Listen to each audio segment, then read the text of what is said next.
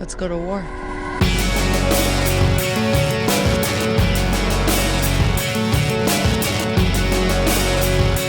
Hello and welcome to View's Insider Guide. Today we're looking at the X-Men universe and in particular the new film released soon, XMenApocalypse. I'm joined here by TV personality and film nerd and film enthusiast Dan Maher.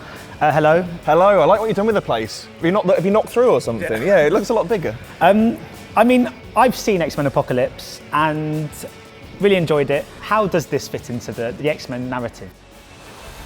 If people are familiar with the original X-Men trilogy, the one that started in 2000 with X-Men, at the end of that, with The Last Stand, quite a lot of key characters were killed off and it seemed like there was no turning back. But what people forget about comics is that there's always turning back, what they call retconning. And that they kind of did progressively when they returned with X-Men First Class, which was set in the 60s, and then with Days of Future Past, which was set in the 70s.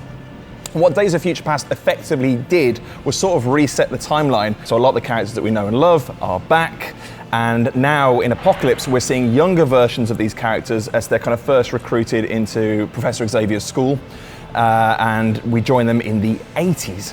What do you think it is about this particular franchise that has sort of standed the test of time so well? Because I mean, this is one of the longest standing, continuing franchises. I think people love the key X-Men characters, but the thing with the X-Men mutants is that there's always more to discover. There's hundreds of them out there and so many kind of untapped mutants and fan favourites that have yet to be explored. I feel a great swirl of pity for the poor soul that comes to my school looking for trouble.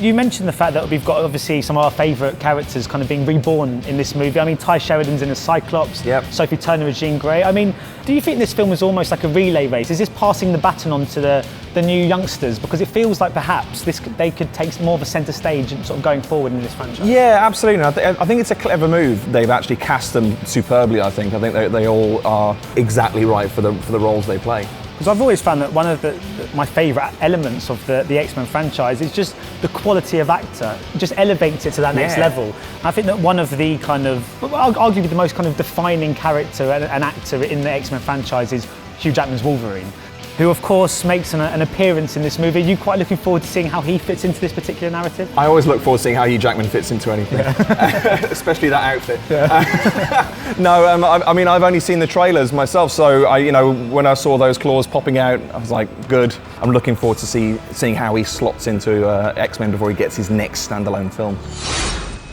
Everything they've built will fall! And from the ashes of their world, we'll build a better one! We've obviously got Apocalypse, yes, played by Oscar Isaac, who's a terrific actor, of course. I was just wondering, what do you make of having a villain who is so formidable, it just seems like it's impossible to destroy and kill? Well, that's it. I mean, you go into this film and you've seen Days of Future Past, so you know kind of ultimately that a lot of these characters are still going to be around in the 21st century. So the mystery is like, how do they defeat the very first mutant, a mutant that can kind of control the minds of other mutants and change his size and shape and all these other things, and still come out triumphant? And so even though people think, oh, well, it's a foregone conclusion, it's like, well, but how do they do it?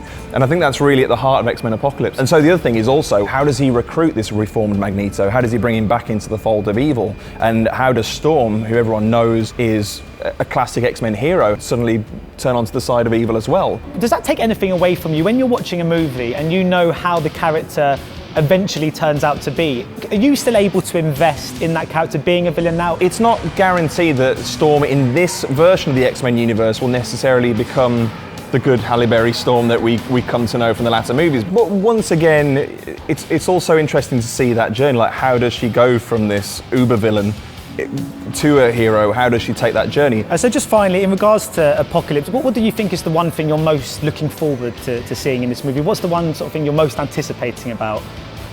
Again, as a fan of the sort of comics and the early 90s animated series, I'm really keen to see how some of my favourite characters are depicted, especially their powers. Like Psylocke is one of the most accurate portrayals of a character I've seen in an X-Men film. Obviously in the past they've kind of been criticised because they put them in these black outfits and they haven't necessarily looked exactly like their comic counterparts, but now they're kind of coming to terms, and I think this is probably due to the way that Marvel has tackled the characters in their films, we're seeing characters that look like they've leapt off the page. Seeing how that translates on the screen, I'm pretty excited. Well, I've always been a big fan of the X-Men franchise. It feels like it's really ingrained into kind of superhero, cinematic kind of history. So I'm thrilled to say that the new one is kind of up to scratch.